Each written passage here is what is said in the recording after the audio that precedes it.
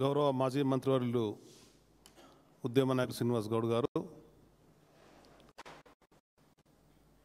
మాజీ chief whip ఉద్యమ నాయకుడు గౌరవనీయులు వినయభాస్కర్ గారు, సహచార మిత్రులకు, పత్రికా ప్రతినిధులకు, ఎలక్ట్రానిక్ మీడియా అందరికీ నమస్కారం.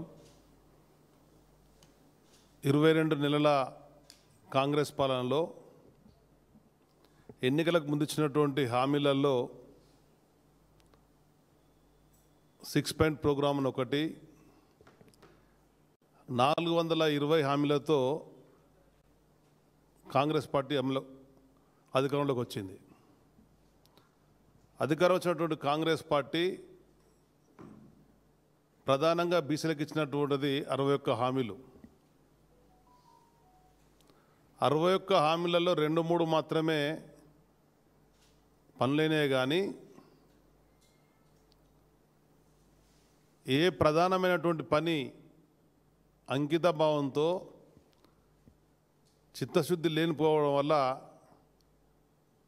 ఈ ప్రభుత్వం ముందుకు పోవడం అనేది స్పష్టంగా కనబడుతుంది. మసిబూసి మారకాయ విధంగా ఆలు లేదు, సూలు లేదు, కొడుకు పేరు సోమలింగం అన్నట్టు కామారెడ్డిలో ఇచ్చినటువంటి బీసీ డిక్లరేషన్ దానికి విజయోత్సవ సభ పేరు మీద నిర్ణయించుకోవడం ప్రజలను ఏమార్చి అధికారంలో విలాసవంతమైనటువంటి జీవితం గడపాలనే భావన ఉంది, కానీ నమ్ముకొని ఓట్లేసినటువంటి వర్గాలను ఆదుకోవాలనే ఆలోచన మాత్రం ఈ ప్రభుత్వం రావడం లేదు, స్పష్టంగా కనబడుతుంది.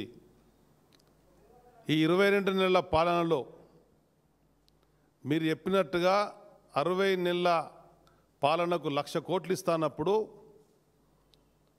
దాదాపు 22 నెలల పాలనలో 35,000 కోట్ల నిధులు కేటాయించి ఖర్చు చేయాల్సిన బాధ్యత ఉండే. కేటాయించిన నిధులన్నీ ఈ వర్గాల ఖర్చు పెట్టింది ఎంత అనేది స్పష్టంగా రాష్ట్ర ప్రభుత్వం ముందుగా చెప్పాలి. స్థానిక సంస్థ రిజర్వేషన్లే కానీ, స్టడీ సర్కిల్లే కానీ, కుల వృత్తులకు, చేతి వృత్తులకు ఇస్తున్నటువంటి నిధులే కానీ ఏమాత్రం ఏ వర్గాలకు ఎంత ఇచ్చిర్రో ముందుగా చెప్పాల్సిన బాధ్యత కాంగ్రెస్ పార్టీ మీద ఉంది. 77 ఏళ్ల స్వాతంత్రంలో ఉమ్మడి ఆంధ్రప్రదేశ్లో కానీ, నేడు తెలంగాణలో కానీ పీసీసీ ప్రెసిడెంట్ల వరకు మాత్రం అవకాశం వచ్చింది. ఏ పీసీసీ ప్రెసిడెంట్ను కూడా ముఖ్యమంత్రి చేయాలనే ఆలోచన మాత్రం ఏనాడు లేదు. బీసీ నాయకత్వంలో ఉన్నటువంటి పీసీసీ ప్రెసిడెంట్లు మెజార్టీ ఎమ్మెల్యేని గెలిపించుకున్నా కానీ వాళ్ళకు మాత్రం అవకాశం ఇవ్వలే. నేడు మీ చేతిలో అధికారం ఉన్నటువంటి ఏదైతే మీరు చెప్పేటువంటి జనాభా ప్రాతిపదిక అవకాశాలు రావాలన్ని రంగాలలో అని ముఖ్యమంత్రితో పాటు ఉన్నటువంటి 18 మంది మంత్రులు ఉండేటువంటి తెలంగాణ రాష్ట్రంలో 7-8 మంది బీసీ మంత్రులు ఉండాల్సిన అవసరం ఉన్నది. మరి ఇంతవరకు మీరు ఇచ్చింది కేవలం 3 మాత్రమే. వాళ్ళకు కూడా సరైనటువంటి శాఖలు ఇవ్వకపోవడం వల్ల ఈ వర్గాలకు వాళ్ళకు అధికారం కూడా అదొక నామమాత్రంగా ఉంటుంది, కానీ ఈ వర్గాలకు సేవ చేసే అవకాశం మాత్రం రావడం లేదని స్పష్టంగా సోదరులు శ్రీనివాస్ గౌడ్ గారు, వినయభాస్కర్ గారు చెప్పినట్టు ఈ రాష్ట్రం జరుగుతున్నది. కనుక వెంటనే ప్రధానమైనటువంటి శాఖలను, నిధులున్నటువంటి శాఖలను, ఈ వర్గాలకు న్యాయం చేసే అవకాశం ఉన్న శాఖలను, అది రెవెన్యూ కానీ, ఇరిగేషనే కానీ, ఎక్సైజే కానీ ప్రధానమైనటువంటి శాఖలను మీరు బీసీ మంత్రులకు ఇవ్వాలని చెప్పని, ఆ విధంగా మీరు ఇచ్చిన హామీలు పెట్టుకోవాలని చెప్పని, మీరు చేపట్టబోయేటువంటి ఆ విజయోత్సవ సభకు ముందు శ్వేతపత్రం విడుదల చేయండి, వైట్ పేపర్ ఇవ్వండి. క్లియర్గా మీరు చేసినటువంటి పనులేంటివి, ఇచ్చిన హామీలకు అనుగుణంగా ఏ విధంగా మీరు ముందుకెళ్తున్నారు. అధికారంలోకి వచ్చిన 6 నెలల్లో పట్టినే రిజర్వేషన్లు ఇస్తా అని చెప్పన్నారు, రిజర్వేషన్లు పెంపు చేస్తా అని చెప్పన్నారు. మరి ఇక్కడ కూడా అది కనబడడం లేదు. తీసుకున్న నిర్ణయాలు కూడా న్యాయస్థానం ముందు నిలబడే విధంగా మాత్రం లేనేలేదు.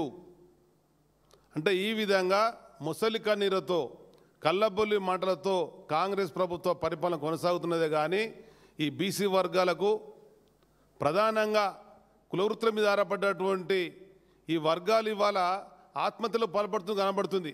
గతంలో కాంగ్రెస్ పాలనలో నేత కార్మికులే కానీ ఇతరత కులవృత్తులలో ఉన్నటువంటి వాళ్ళు ఆత్మహత్యలకు పాల్పడ్డప్పుడు పెద్దలు కేసీఆర్ గారు ఉద్యమ సమయంలో స్వయంగా జోలపట్టి నిధులు సమకూర్చి వాళ్ళను ఆదుకున్న పరిస్థితి ఉండే.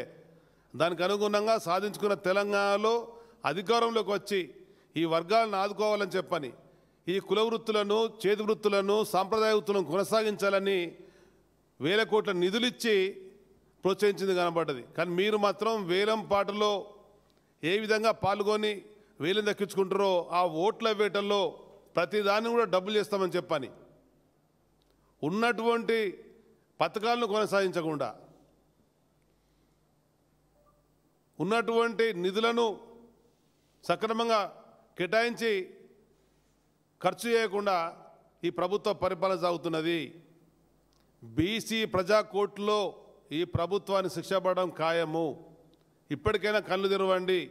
కాంగ్రెస్ ప్రభుత్వం, రేవంత్ రెడ్డి గారు, పిసిసి ప్రెసిడెంట్ ఎమ్మెల్సీ అయినటువంటి మహేష్ గారు, మరి బీసీ మంత్రి అయినటువంటి పొన్నం ప్రభాకర్ గారికి విజ్ఞప్తి చేస్తున్నా, మీరు ఇచ్చినటువంటి హామీ ఒక పారి మీరు మొత్తం చదవండి. మీరు ఇచ్చినటువంటి 61 హామీలు ఏంటివి ఒకసారి మీరు దీని మీద రివ్యూ చేయండి. ముఖ్యమంత్రి గారు, పిసిసి ప్రెసిడెంటు, మంత్రులు మీరు కూర్చొని రివ్యూ చేయండి. రివ్యూ చేసేసి స్పష్టంగా తెలంగాణ సమాజానికి, బలహీన వర్గాలకు, వెనుకబడి తరగతుల వారికి మీరు స్పష్టంగా చెప్పండి. మేము ఇచ్చిన హామీలు ఇవి. మాకు ఇచ్చిన 60 నెలల పాలనలో 60 నెలల పాలనలో మేము 22 నెలల పరిపాలన చేస్తున్నాము. ఇవి ఇచ్చినటువంటి హామీలకు అనుగుణంగా ఈ పని చేస్తామని ఏమి హామీ కూడా అమలు కావడం లేదు.